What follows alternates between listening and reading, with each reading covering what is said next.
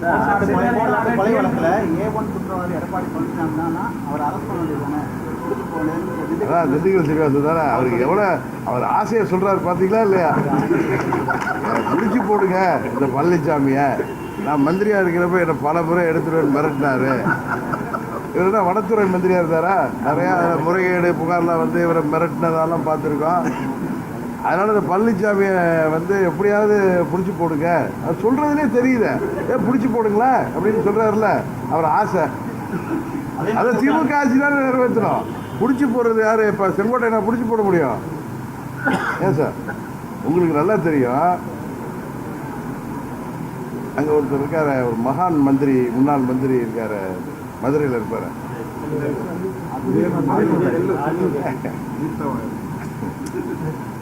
அந்த மகான் பேசுவார்ல, எங்கே சிடி கேசட் விட்டுட்டே இருக்கார். யாரும் தூக்கி கொண்டு வச்சிடுறானா இல்லை வீரப்ப ஸ்டைலில் எதுவும் பண்ணுறாரா சொன்னார். ஒரு எடுத்து படிக்கிறாரு.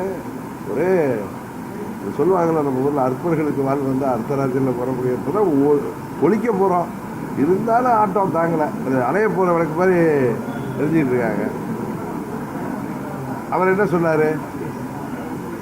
விஜய் அவர்கள் இந்த திமுக ஆட்சி திரும்ப வந்தால் இவங்க தாவேக்காவை அழிச்சிரும், அதனால் எங்கள் கூட கூட்டணி வரணும், புலிக்கு பயந்தவங்களாம் மேலே வந்து படுத்துக்க நம்ம ஊரில் பல இது பழமொழி சொல்லுவாங்களே, அது மாதிரி சொன்னார். கரெக்டாக நான் அப்போ சொன்னேன், இல்லை விஜய் வந்து இதை முட்டாளா, இந்த சாப்பிட்டு கழுவிய கை காயறதுக்குள்ளார துரோகம் செய்கிற பழனிசாமி ஆட்சி அதிகாரத்தில் அவருக்கு ஜெயிலுக்கு போகிறப்ப முதலமைச்சர் ஆக்கிட்டு போன சின்னம்மாவிற்கு அவங்க ஜெயிலில் இருந்தப்பயே அவரை கட்சி விட்டு நிற்கினார். அந்த துரோகி அவர் ஆட்சி நம்பிக்கை இல்லா தீர்மானம் அவர் மேலே வந்தப்போ அவர் நம்பிக்கையை நிரூபிக்க வேண்டிய கட்டாயத்தில் 122 பேர் வாக்களித்தாங்க. அப்போ பல எம்எல்ஏக்கள் ஓட இருந்தவங்களெல்லாம் தடுத்து நிறுத்தியது நான்.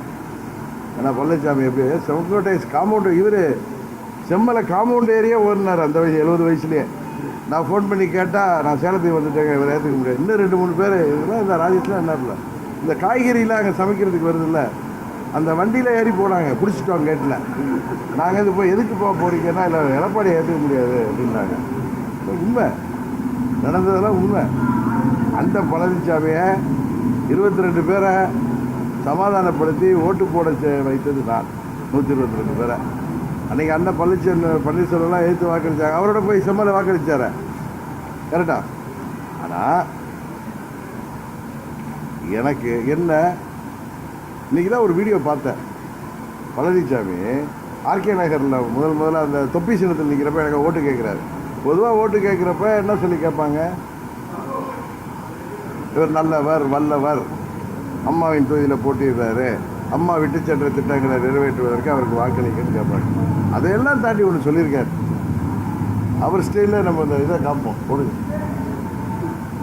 அவர் ஸ்டைலில் ஒன்று சொல்லியிருக்காரு. என்னென்னா, என்ன சொல்லியிருக்காருன்னா, அம்மா அவர்கள்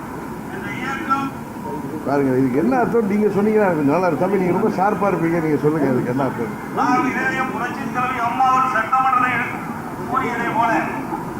எனக்கு பின்னாலே 100 ஆண்டு காலம் அனைத்து இந்திய அண்ணா திராவிட முன்னேற்ற கழகம் ஆட்சியிலும் அதிகாரத்திலும் தொடரும் என்று குறிப்பிட்டார்.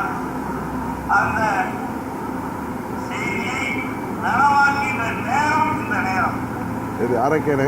அம்மாவுடைய வாக்கு தேவ வாக்கு. அந்த தேவ வாக்கை இன்றைக்கு நாம் அத்தனை பேரும் ஒருமித்த கருத்தோடு மதிப்புக்கும் மரியாதைக்கும் டிடிவி கூட சொல்ல தெரியல. அம்மாவுக்கு நன்றி சொல்லிட்டு,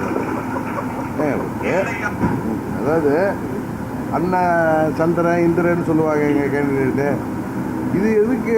அதில் கூட தப்பாக சொல்கிறார். அம்மா அசம்பிளியில் சொன்னார், இன்னும் எத்தனை நூற்றாண்டுகள் ஆனாலும் எங்கள் ஆட்சி அதிகாரம் இருக்குதுன்னு சொன்னார். அதை கூட சரியாக புரிஞ்சிக்காமல் இன்னும் 100 ஆண்டுகளுக்கு எங்கள் ஆட்சி அதிகாரம் இருக்கும். அதை ஒரு பை எலெக்ஷனில் இந்த வேட்பாளருக்கு வாக்களித்து வெற்றி பெற செய்யுங்க, அது மூலம் நடக்கும்னா 122 சட்டமன்ற உறுப்பினர் தான் ஏற்கனவே அவங்க கூட இருக்கோமே. இதில் நான் ஜெயிக்கிறது மூலம் அது என்ன, அதுக்கு இதுக்கு என்ன சம்பந்தம்? அதான் என்ன சொல்கிறாரு, அதை நிறைவேற்ற வந்திருக்கிறது தான் அண்ணன் டிடிவி தினகரன் சொல்கிறார். அதானே அர்த்தம். நீங்கள் தான் அதை கண்டெஸ்ட் பண்ணுவீங்க, ஏதாவது இருக்காது. அப்படியெல்லாம் என்ன பேசிட்டு இதெல்லாம் இப்போ மார்ச் மாதம் ஃபைனலில் ஏப்ரல் 6ஆம் தேதி இவங்கெல்லாம் கொண்டு போய் ஊராக பணம் கொடுத்து மாட்டிக்கிட்டாங்கல்ல. ஒரு முன்னாள் அமைச்சர் வீட்டிலலாம் போய் ரைடு ஆகி இன்கம் டேக்ஸ் போய் அந்த எலெக்ஷன் நிறுத்திட்டாங்க. அவங்க மேலே தான் கேஸ் வந்துச்சு, கேண்டிடேட் மேலே வரல. ஏன்னா எனக்கு ஒன்றும் தெரியாது நடந்தது. அப்போ 6ஆம் தேதியோ 7ஆம் தேதியோ நிறுத்தினாங்க.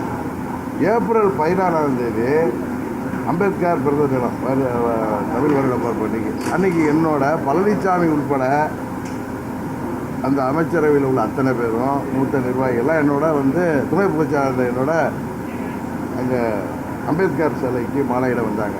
அதுக்கப்புறம் 3 நாளில் டிடிவி தினகரனை நீக்கினது நீங்களா? அது 3 நாளில் என்ன துரோகம் பண்ணிட்டோம்? நாங்கள் உங்கள் கூட இருக்கோம், என்னை நீக்கினீங்க.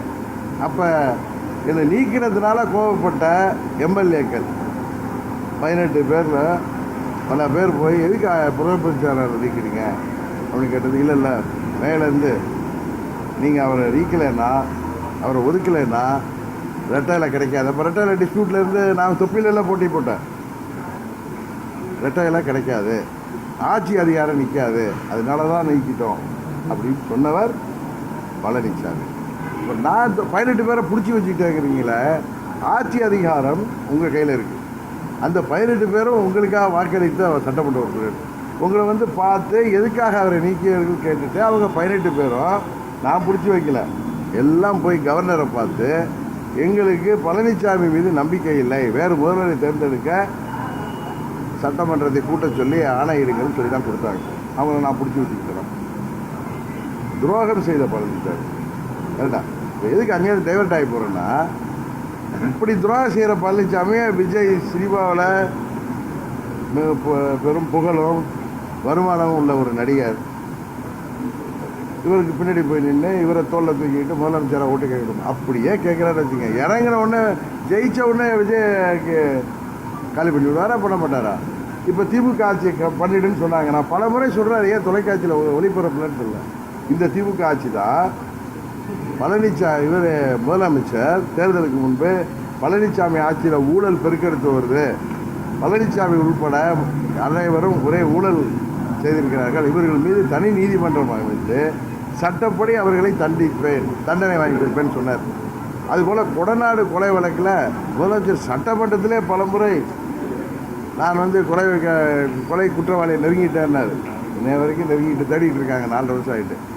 இந்த பழனிசாமி மேலேயே நடவடிக்கை எடுக்காத இந்த அரசாங்கம் ஒருவேளை மீண்டும் வந்தாலும் விஜய் என்ன பண்ணிட முடியும்? கரெக்டாக இவ்வளோ ஊழல் குற்றச்சாட்டுகள் உள்ளவர்களே ஒன்றும் பண்ணலை. சும்மா 4-5 மந்திரிகள் முன்னாள் அமைச்சர் மேலே கேஸ் ஒன்று போட்டு வச்சுட்டு ஓட்டுறாங்க.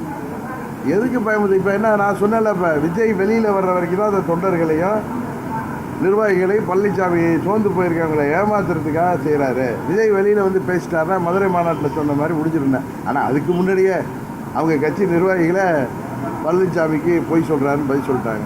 உடனே அவர் என்ன சொல்கிறாரு, நான் கூட்டணி எல்லாம் பேசலை, அது தொண்டர்களை பார்த்து எப்படி உற்சாகமாக குதிச்சார் பார்த்தீங்களா? அவர் சின்ன பையனுக்கு குதிக்கிற மாதிரி, சின்ன 4 வயசு பையன் மாதிரி பிள்ளையார் சொல்லி போட்டாச்சு அந்த மாதிரி பறக்குதுன்னு இவங்க ஆளுகளே கையில் கொடுத்துருவாரு. இப்பேற்பட்ட பழனிசாமி செங்கோட்டனை நீக்குவதற்கு தகுதியற்றவர். ஏதோ காலம் செய்த கொடுமை, காலம் செய்த சதி போல புரட்சித் தலைவர் இயக்கம், துரோகத்திற்கு எதிராக உருவாக்கப்பட்ட இயக்கம் ஒரு துரோகியின் கையில் இன்றைக்கு சிக்கி தவிக்கிறது. குரங்கு கையில் சிக்கிய பூமாலை போல.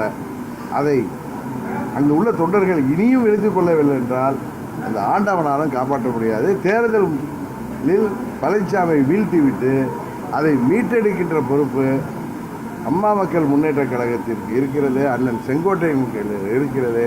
அதை உறுதியாக நாங்கள் புரட்சித் தலைவர் ஆரம்பித்த இயக்கம் அதே சட்டத்திட்ட விதிகளோடு இன்றைக்கி இடிஎம்கேயாக இருக்கிற அந்த கட்சியை ஏடிஎம்கேயாக மாற்றுவோம். அதை உறுதியாக சொல்லிக்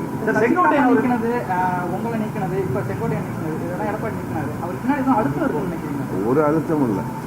சும்மா பொய் தான் முதலமைச்சராக தொடர்ந்து ஆர்கே நகரில் இடைத்தேர்தலில் போட்டிக்கிட்டது பயம் வந்துட்டு, ஜெயிச்சு வந்தோன்னா முதலமைச்சர் இடத்துக்கு போட்டிக்கு வந்துடுவோம் அப்படிங்கிறது.